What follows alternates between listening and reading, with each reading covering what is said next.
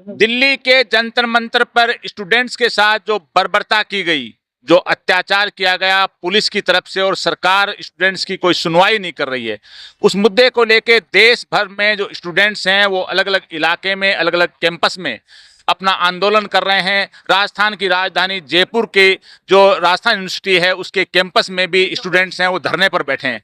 इनसे हम जानना चाहेंगे कि इनकी मुख्य मांगे क्या हैं, और दिल्ली में जो कुछ हुआ है, जो अत्याचार पुलिस की तरफ से स्टूडेंट्स पे हुआ है, कि स्टूडेंट्स की जो मांग थी पेपर लीक की, कि पेपर लीक करने वाले हैं उनको सजाएं मिलनी चाहिए, जो शिक्षा मंत्री हैं केंद्रीय धर्मेंद्र प्रधान, उनका रिजाइन होना चाहिए, लेकिन अभी तक जो कहीं समझ में नहीं आ रहा है कि सरकार ये मांगे मानेगी। और उसी मुद्दे को लेकर देश भर में जो विरोध प्रदर्शन शुरू हो गए हैं। राजस्थान यूनिवर्सिटी के कैंपस में जो भैया धरना लगा रहे हैं, आप शुभ नाम बताइए सबसे पहले अपना। शुभम रेवाड़ मेरा नाम है जी। तो स्टूडेंट्स के कोई संगठन से हैं आप? नहीं, हम इंडिपेंडेंट है जी। तो आप भैया कब से बैठे हैं यहाँ? हमने कल से हमारी भूख हड़ताल की शुरुआत की, आज दूसरा दिन है भूख हड़ताल का। भूख हड़ताल का जी। तो जो जैसा कि हमने इंट्रो में बताया है, आपको मालूम है, आप उसी मुद्दे को लेकर धरने पर बैठे हैं। क्या क्या मुख्य मांगे हैं, चाहे केंद्र सरकार हो, राजस्थान सरकार हो, स्टूडेंट्स की क्या क्या प्रॉब्लम है? देखिए, सबसे पहले मांग जो हमारी राजस्थान सरकार से ये है कि प्रदेश में बंद पड़े छात्र संघ चुनाव की बहाली हो, क्योंकि जब युवा नेतृत्व है, जो पढ़े लिखे युवा राजनीति में आएंगे, तो जो ये पेपर लीक जैसी घटनाएं, उन पे रोक लगाने का काम ये युवा ही करेंगे। क्योंकि एक जो छात्र राजनीति से निकला हुआ कोई युवा अगर राजनीति में आता है, तो उसे पता है कि एक विद्यार्थी के जीवन में कितनी कठिनाइयां उसके सामने आती है। धर्मेंद्र प्रधान जी का इस्तीफा एक आम युवा आज सड़कों पर आकर मांग रहा है। तो प्रदेश में तमाम वो युवा आक्रोशित हैं, क्योंकि उनके साथ इस जो सरकार है, इसने जो भ्रष्टाचार युवाओं के साथ किया, इसके खिलाफ ये लड़ाई जारी है। अच्छा, आप राजस्थान यूनिवर्सिटी के कैंपस में बैठे हैं, दिल्ली के उस मुद्दे की भी अपन बात करते हैं।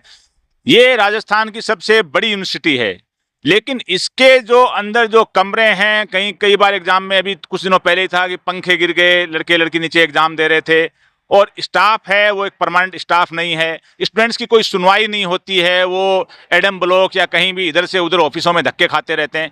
तो ये समस्या क्यों बनी हुई है? बिल्कुल, देखिए, तमाम समस्या इसलिए बनी हुई है क्योंकि यहाँ के जो ऊपर के जो पदाधिकारी लोग बैठे हैं, यानी यहाँ का प्रशासन, सरकार के कुछ मंत्री लोग, ये सब लोग मिली भगत करके युवाओं को ठगने का काम करते हैं। छात्र संघ चुनाव नहीं कराना एकमात्र इन्हीं का यही रीजन है कि जो ठगी है, शिक्षा के नाम का बजट है जो विद्यार्थियों के लिए यूज होना चाहिए, जो इनके क्लासरूम्स के लिए यूज होना चाहिए, जो इनके बैठने की व्यवस्था के लिए यूज होना चाहिए, आज चलती चलती क्लास में जब छत गिर जाती है, तो आम युवा कैसे अपने आप को सेफ फील यहाँ करेगा। लेकिन छात्र संघ चुनाव इसलिए नहीं कराना चाहते कि कल को जब युवा, जागरूक युवा, इन सब चीजों पर हमसे आवाज उठाएगा, हमसे हिसाब मांगेगा चीजों को, तो हमारे पास देने के लिए कोई हिसाब नहीं है। और जो बजट शिक्षा के लिए आया है, वो उन्होंने पर्सनल यूज के लिए खर्च कर लिया। तो कहीं ना कहीं ये लोग मिली भगत के साथ युवाओं को ठगे। जो भैया जो दिल्ली में जो हुआ, जंतर मंतर पे जो स्टूडेंट्स कई दिनों से बैठे थे, 20 जुलाई को उन पे लाठीचार्ज हुआ, बड़ी बर्बरता से स्टूडेंट्स को, उसमें जो लड़कियां थी उनके साथ भी अभद्रता हुई, और सरकार ने कोई सुनवाई नहीं की उनकी डिमांड पे। तो दिल्ली में जो कुछ हुआ उसके मामले में आप क्या कहेंगे? बिल्कुल, देखिए, कितना दुर्भाग्य आज देश का, कि जिन युवाओं को हम देश का भविष्य मानते हैं, कि ये आने वाला भविष्य है देश का, उसी को सड़कों पर भगा भगा कर पीटा जा रहा है। इसी को सड़कों पर भगा भगा कर पीटा जा रहा है। तो तमाम युवा आक्रोशित हैं, और देश के युवा इसीलिए आज देश के हर कोने से सड़कों पर आंदोलन कर रहे हैं। युवा देश का भविष्य हैं, स्टूडेंट खास तौर से देश का भविष्य हैं। कल को देश के हर सेक्टर को संभालने वाला भी वही युवा और स्टूडेंट होगा। जो दिल्ली में बर्बरता हुई, सरकार सुनवाई नहीं कर रहे हैं, और स्टूडेंट्स की जो प्रमुख मांग है उसमें शिक्षा मंत्री धर्मेंद्र प्रधान का इस्तीफा शामिल है। तो सरकार ने ये अड़ियल रवैया क्यों अपना रखा, इस्तीफा क्यों नहीं लेती? देखिए, सरकार डरी हुई है। सरकार को पता है, अगर सरकार सच्ची होती तो सामने आती, युवाओं से बात करती खुलकर कि हमसे ये गलती हुई है और हम इस चीज का, धर्मेंद्र प्रधान का इस्तीफा देते हैं। आगे आने वाले समय में इसी प्रकार की गलतियां कभी हमसे नहीं की जाएगी। आपके हिसाब से जो पेपर लीक होते हैं, हर राज्य में होते हैं, तो इनका समाधान क्या है? क्या ऐसा कोई मतलब रोड मैप बनाया जाए जो शिक्षा प्रणाली के, या जो भी यूपीसी, आरपीसी, जो भी एग्जाम लगाती जो एजेंसी, ऐसा क्या रोड मैप, क्या तैयारी की जाए ताकि पेपर लीक नहीं हो? सबसे पहले तो धर्मेंद्र प्रधान का इस्तीफा दिया जाए, ताकि आने वाले जो एजुकेशन मिनिस्टर होंगे उनको ये कहीं ना कहीं अंदर डर होगा कि पिछली बार जब धर्मेंद्र प्रधान एजुकेशन मिनिस्टर थे तो उन्होंने पेपर लीक करवाए, और युवा सड़कों पर उतरे और उनका इस्तीफा लेकर ही घर लौटे। तो अगर मैं पेपर लीक कराने की सोचता भी हूं तो जो धर्मेंद्र प्रधान के साथ हुआ था पूरे देश भर में वो मेरे साथ होगा। तो सबसे पहला स्टेप सरकार को धर्मेंद्र प्रधान का इस्तीफा होना चाहिए। उसके बाद एक कमेटी गठित करके पूरे रूल्स एंड रेगुलेशंस जारी करने चाहिए जिसके तहत आने वाली पीढ़ी के लिए पेपर लीक किस तरह रोके जा सके, कड़े नियम रूल्स लागू किए जाने चाहिए।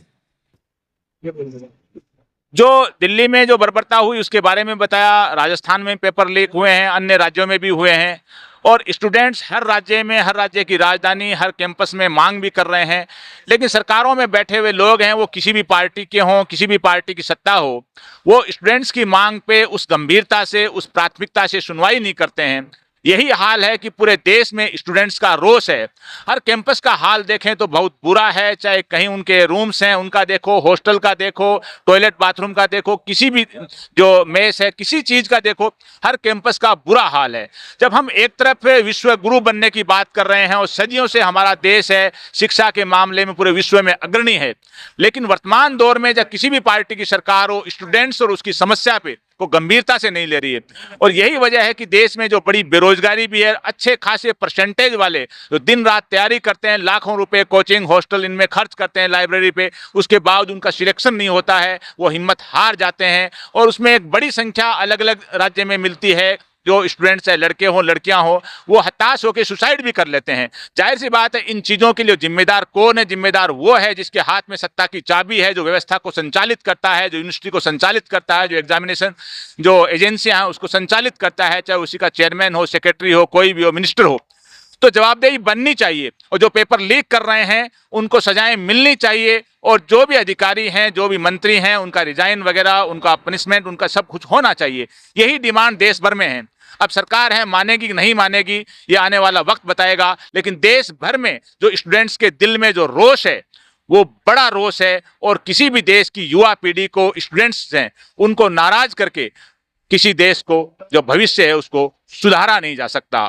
आज के इस एपिसोड में बस इतना ही। जय हिंद, जय भारत।